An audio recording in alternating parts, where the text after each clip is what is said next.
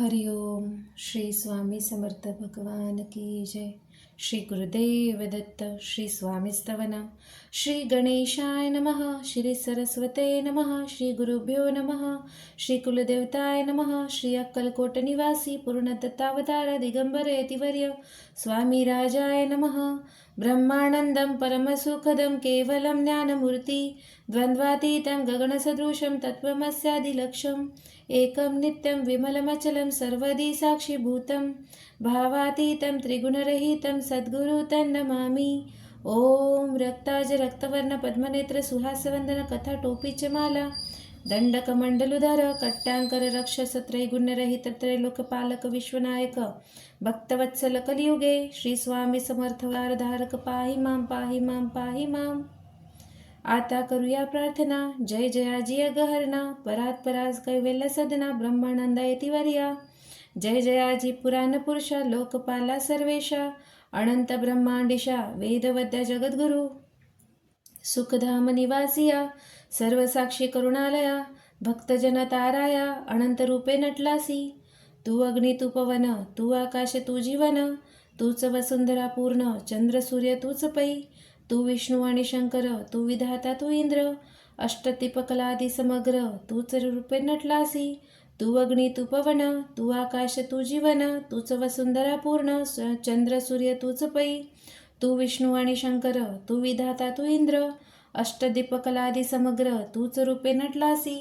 करता आणि करविता तुझे हवी आणि होता दाता आणि देवविता तुझ समर्थ निश्चय.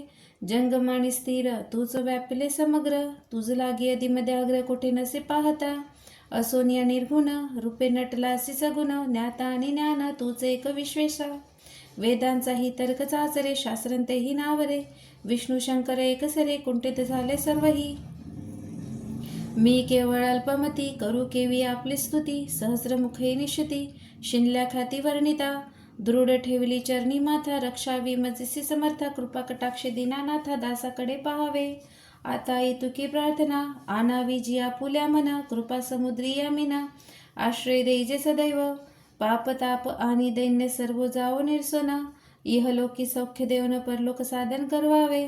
दुस्तर हा भवसागर याचे पाववा पैलतील तन्मांतरणी साचार प्राप्त हो मजला ते. आशा मनीषा तृष्णा कल्पना आणि वासना भ्रांती भुली नाना न बांधतो तुझ्या कृपे. किती वर्णू आपले गुण द्यावे मज सुख साधन अज्ञान तिमिर निरसन ज्ञानार्क हृदय प्रकट पै. शांती मनी सदा वसो वृथाभिमान नसो सदा समाधान वसो तुझ्या कृपेने अंतरी. भवदुःख हे निरसो तुझ्या भजनी चित्त वसो वृथा विषयांची नसो वासना या मनाते. सदा साधू समागम तुझे भजन उत्तम तेने हो हा सुगम दुर्गम जो भवपंथ. व्यवहारी वर्तता न पडो भ्रांती चिंता अंगी न यावी असत्यता सत्य विजयी सर्वदा. आप्तवर्गांचे पोषण न्याय मार्गावलंबन इतुकी द्यावे वरदान कृपा करुणी समर्था. असोनिया संसारात प्राचीन तव नामामृत प्रपंच आणि परमार्थ तेने सुगम मज लागी.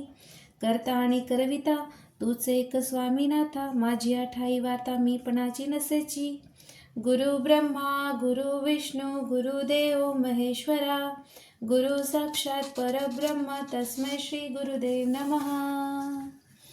हरि ओम. ओम तत्सवितुर्वरेण्यं भर्गो देवस्य धीमहि धियो यो नः प्रचोदयात्. ओम तत्सवितुर्वरेण्यं भर्गो देवस्य धीमहि धियो यो नः प्रचोदयात्. ओम तत्सवितुर्वरेण्यं भर्गो देवस्य धीमहि धियो यो नः प्रचोदयात्. ओम तत्सवितुर्वरेण्यं भर्गो देवस्य धीमहि धियो यो नः प्रचोदयात्. ओम तत्सवितुर्वरेण्यं भर्गो देवस्य धीमहि धियो यो नः प्रचोदयात्. ओम तत्सवितुर्वरेण्यं भर्गो देवस्य धीमहि धियो यो नः प्रचोदयात्. ओम तत्सवितुर्वरेण्यं भर्गो देवस्य धीमहि धियो यो नः प्रचोदयात्. ओम श्री अथर्व शिष्यं गणपती अथर्वशिष्यं शांती मंत्र. ओम भरणं ओम भद्रं कर्णेभिः शृणुयाम देवा भद्रं पश्चिमाक्षभिर्यजत्रा स्थिरे अंगेष्टुष्वात् तनुभिः वैश्यमदेवहितयदायु. ओम स्वस्ति न इंद्रो रुद्रश्रवाः स्वस्ति न पूषा विश्ववेदाः स्वस्ति नश्च अरिष्टनेमि स्वस्ति न स्पति ददातु। ओम शांति शांति शांति। ओम नमस्ते गणपतये। तमेव प्रत्यक्षं तत्मासि, तमेव केवलं कर्तासि, तमेव केवलं धर्तासि, तमेव केवलं हर्तासि, तमेव सर्वं खल्विदं ब्रह्मासि। त्वसाक्षादात्मासि नित्यं।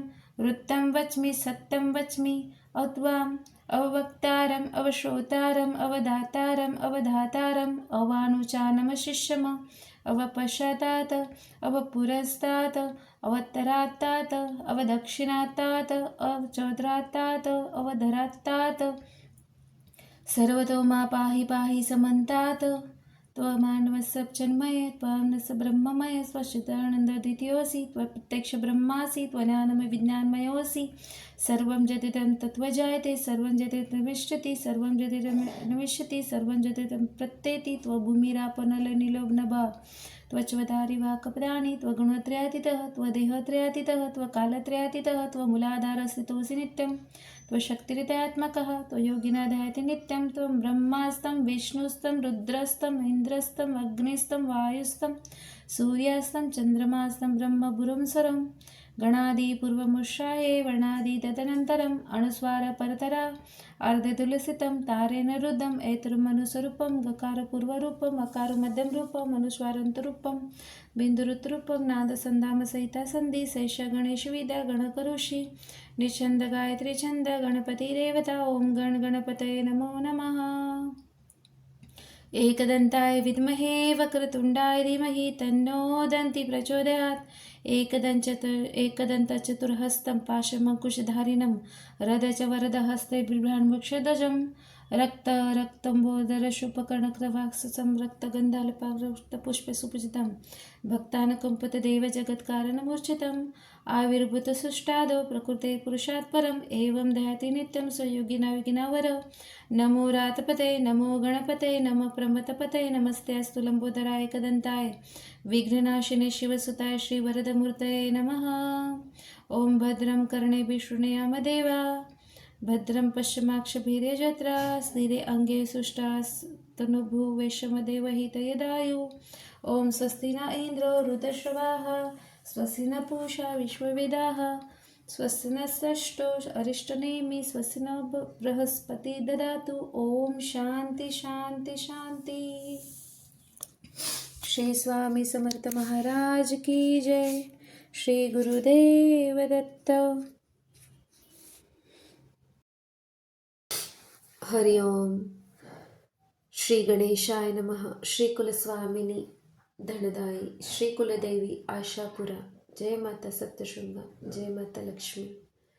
ओम नमः शिवाय। अध्याय 36 मराठी भावार्थ। गाणगापुरात एक वेदवेत्ता विरक्त बहुश्रुत असा कर्मनिष्ठ आचरण करणारा ब्राह्मण राहत असे. तो दान घेत नसे, परांना येण्यास जात नसे. तो नेहमी कोरडी भिक्षा मागत असे आणि त्यावर आपले पोट भरील असे तो बघत असे. त्यांची पत्नी फार रागीट व असमाधानी होती. भिक्षा मागून पोट भरणारा ब्राह्मण अत्यंत साधेपणाने राहत होता. त्या गावात नेहमी श्राद्धदिकांना ब्राह्मण भोजनासाठी बोलवली जाई. ब्राह्मण येत असत ते सहस्र भोजन घालीत असत. त्या गावातील ब्राह्मणांच्या स्त्रिया त्या ठिकाणी भोजनासाठी जात असत आणि तेथील पक्वान्नाची आपल्या घरी येऊन स्तुती करीत असत. ते ऐकून त्या ब्राह्मणाची पत्नी आपल्या नशिबाला व दरिद्र्याला दोष देत असे. माझा पती दैवहीन आहे, कधी परान्न घेत नाही, म्हणून मी मिष्टान्न खाऊ शकत नाही. एके दिवशी एक मोठा श्रीमंत ब्राह्मण गाणगापुरात आला. त्याला महालय श्राद्ध करायचे होते. त्याने ग्रामस्थ विप्रांना रीतसर श्राद्धाचे आमंत्रण केले व त्याच्या स्त्रियांनाही बोलावले. ते पाहून त्या विप्राची पत्नी आपल्या पतीजवळ गेली आणि ब्राह्मणाचे बोलावणे कसे आले आहे हे सविस्तर सांगितले. तिथे अनेक प्रकारची पक्वान्ने खावयास मिळतील, कपडे मिळतील, दक्षिणा म्हणून भरपूर द्रव्य मिळेल. तेव्हा आपण हे आमंत्रण स्वीकारावे, नाहीतर मला तरी जाण्याची परवानगी द्यावी. तिची विनवणी ऐकून ब्राह्मणाने तिला जाण्याची परवानगी दिली. तेव्हा ती पतीची संमती घेऊन श्रीमंत ब्राह्मणाकडे जेवायला गेली. तो ब्राह्मण तिला म्हणाला, आम्ही दापंत्य भोजन घालतो, तेव्हा आपण पतीसह भोजनास यावे असे सांगून त्याने तिला परत पाठवले. त्याचे बोलणे ऐकून ती खिन्न झाली.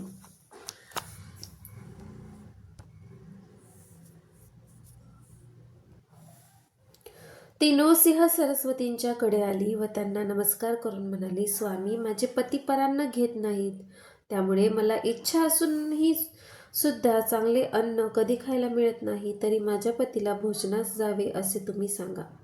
गावात आलेले श्रीमंत ब्राह्मण फक्त दाम्पत्य भोजन घालतात आणि माझे पती परांना घेत नाही, त्यामुळे मी सुग्रास भोजनापासून वंचित आहे.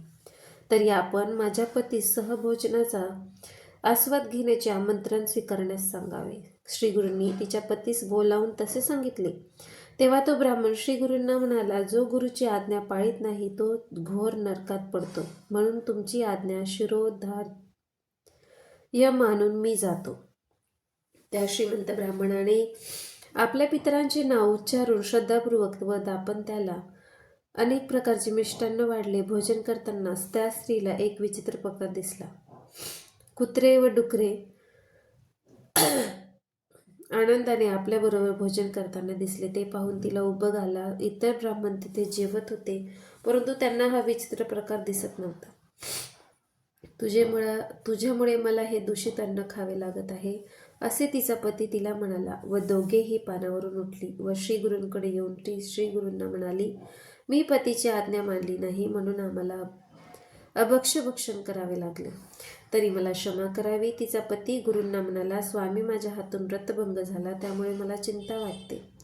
श्री गुरु हसून म्हणाले, तू स्त्रीची वासना पूर्ण केलीस, आता तिच्या मनाने समाधान झाले. तुझ्या सांगण्याप्रमाणे ती आता वागेल. परान्न घेण्यास कोणतीही घरे योग्य व कोणती अयोग्य हे स्वामींनी समजावून सांगितले. तसेच कर्ममार्ग कोणता आचरावा हे समजावून सांगितले. श्री गुरुदेव दत्त. श्री स्वामी समर्थ. अध्याय 37. मराठी भावार्थ. श्री गणेशाय नमः. ओम श्री गुरुदेव दत्त. ओम श्री स्वामी समर्थ. या अध्यायात श्रीगुरूंनी पराशर ऋषींच्या उपदेशाचा आधार देऊन त्या ब्राह्मणाला आचार धर्म सांगितला आहे.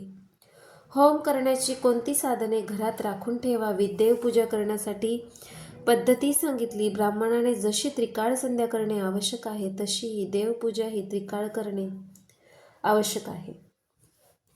पूजा एकाग्र मनाने करावी. गुरु आज्ञेने जरी कष्टाची किंवा पाषाणाची मूर्ती पूजन केले तरी त्यात देवाचा प्रत्यक्ष निवास असतो, तो प्रसन्न होतो. पूजेच्या साहित्यांची सविस्तर माहिती श्रीगुरूंनी ब्राह्मणाला समजावून सांगितली. नमस्काराची पद्धती सांगताना श्रीगुरू म्हणाले, देवाच्या अगदी दृष्टीसमोर उभे राहून नमस्कार करू नये, त्याच्या पाठीमागे नमस्कार करू नये, गाभाऱ्यात जाऊन नमस्कार करू नये, देवाला आपल्या उजवीकडे ठेवून प्रदक्षिणा घालून नमस्कार करावा. ब्राह्मणाला एका हाताने नमस्कार करू नये, सुतका असणाऱ्या नमस्कार करू नये, मौन केव्हा व कोठे धरावे याचे विधान श्री गुरूंनी सांगितले. स्नान करताना, होम करताना, जेवताना मौन पाळावे. जेवण होईपर्यंत मौन शक्य नसेल तर प्राणाहुती घेईपर्यंत तरी मौन पाळावे. ज्याचा पिता जिवंत असेल किंवा ज्येष्ठ बंधू असेल त्याने रोज मौनाने जेवावे. त्याने फक्त श्राद्धात जेवताना मौन राहावे. 5 प्राणाहुती घेताना सर्वांनीच मौन राहायला पाहिजे. भोजन किती घास घ्यावे याचे प्रमाण श्री गुरूंनी सांगितले. संन्यासी, मुनीश्वर व यती यांची 8 घास घ्यावेत. ब्रह्मचाराने अमुक इतकेच घास घ्यावेत असे प्रमाण ठरवले नाही. जेवढा घास आपल्या तोंडात राहील तेवढाच घ्यावा. इष्ट सोयरे इत्यादिकांच्यासह एका ताटात भोजन करू नये. तसेच जेवताना कसे बसावे, पुढे बसावे, कुठे बसावे वगैरे सर्व भोजनाचे नियम सांगितले. तसेच भोजनाची पद्धती व निषिद्ध अन्न कोणते ते सांगितले. श्री गुरु ब्राह्मणाला म्हणाले, असा ब्राह्मणाचा आचार धर्म आहे, त्याचे यथाविधी जो पालन करील त्याला दैन्य कोठून प्राप्त होणार, तो तर देवांनाही वंद्य होईल. त्याच्या घरी लक्ष्मी अखंड नांदेल. तो स्वतः शतायुषी होऊन त्याच्याकडून काही दोष घडणार नाही. श्री स्वामी समर्थ. श्री गुरुदेव दत्त. हरिओम. श्री गणेशाय नमः. अध्याय 38. श्री गुरुदेव दत्त. श्री गुरूंच्या दर्शनासाठी भक्त येत असत. त्यांनी आणलेले द्रव्य श्री गुरु कधीच घेत नसत. समाराधना करण्यासाठी भक्तांनी ते उपयोगात आणावे अशी त्यांची इच्छा होती. एकदा एक भास्कर नावाचा गरीब ब्राह्मण श्री गुरूंच्या दर्शनासाठी आला. त्याने श्री गुरूंना नमस्कार केला. त्यांची भक्तिभावाने स्तुती केली. त्या दिवशी भक्त लोक समाराधना घालीत होते. त्यांनी त्या ब्राह्मणालाही समाराधनेत जेवायला चला म्हणून बोलाविले. त्या ब्राह्मणाच्या मनात असा संकल्प होता की आपण श्री गुरूंना भिक्षा घालावी. त्यासाठी त्याने तिघांना पुरेल असे साहित्य, उदाहरणार्थ तांदूळ, कणिक व इतर पदार्थ आणले होते. दरवेळी इतर ब्राह्मण समाराधनेसाठी बोलवीत. तिथे तो जेवण करून मठात घेऊन आपण आणलेली शिदोरी उशाशी घेऊन झोपत असे. असे 3-4 दिवस झाले. सर्व लोक त्याला हसत असत. हा समाराधनेच्या सामग्री घेऊन आला, पण स्वतः दुसऱ्यांच्या समाराधनेत जेवतो. त्याने आणलेले अन्न तर एकाला सुद्धा पुरणार नाही. इथे तर श्री गुरूंजवळ अनेक शिष्य समुदाय आहे. हा काय समाराधना करणार? असे बरेच दिवस निघून गेले. श्री गुरूंनी इतर शिष्य त्यांची थट्टा करताना पाहिले. त्यांनी ब्राह्मणाला बोलाविले आणि म्हणाले, आज मला भिक्षा तू घाल, लवकर स्वयंपाक कर. श्री गुरूंचे बोलणे ऐकून त्या ब्राह्मणाला खूप आनंद झाला. मग त्याने आपले साहित्य आणले, सुशोभित होऊन स्वयंपाक केला. त्यावेळी सर्व ब्राह्मण मिळून श्री गुरूंजवळ आले आणि म्हणाले, आज जेवायला आम्हाला मिळायला हवे. आम्ही रोज मिष्टान्न खातो, त्यामुळे आमचे समाधान होते. हा ब्राह्मण कुठला आहे? आज समाराधनेत खंडच पडणार. श्री गुरु म्हणाले, तुम्ही घरी जाऊ नका, आंघोळीला जाऊन लवकर या आणि आज इथेच भोजन घ्या. त्या ब्राह्मणाला वाटले मठात खूप अन्नसामग्री आहे, तेव्हा श्री गुरु आता स्वयंपाक करतील म्हणून आपल्याला थांबायला सांगितले आहे. श्री गुरूंनी त्या ब्राह्मणाला स्वयंपाक करण्यास सांगितले. तेव्हा ब्राह्मणाने स्वयंपाक बनविला आणि गुरु आज्ञेप्रमाणे सर्व ब्राह्मणांना बोलवायला नदीवर गेला. ब्राह्मण म्हणाले, अरे तू परत जा, स्वयंपाक तयार व्हायला सायंकाळ होईल. तू श्री गुरूंना भिक्षा घाल. ते ऐकून तो ब्राह्मण पुन्हा श्री गुरूकडे गेला आणि म्हणाला, ब्राह्मण येत नाहीत, रात्री भोजनाच्या वेळी येऊ असे म्हणतात. तेव्हा श्री गुरूंनी त्यांना सांगितले, त्या ब्राह्मणांना जाऊन सांग की श्री गुरूंनी तुम्हा सर्वांबरोबर जेवण करण्यास निश्चय केला आहे, तेव्हा लवकर जेवायला या. तेव्हा ब्राह्मण भराभर स्नान उरकून आल्यावर श्री गुरु त्यांना म्हणाले, लवकर पत्रावळी तयार करा, सहकुटुंब जेवा. त्या ब्राह्मणाने नंतर वदनांती उपचारांनी भक्तिभावाने श्री गुरूंची पूजा केली, मंगलारती केली.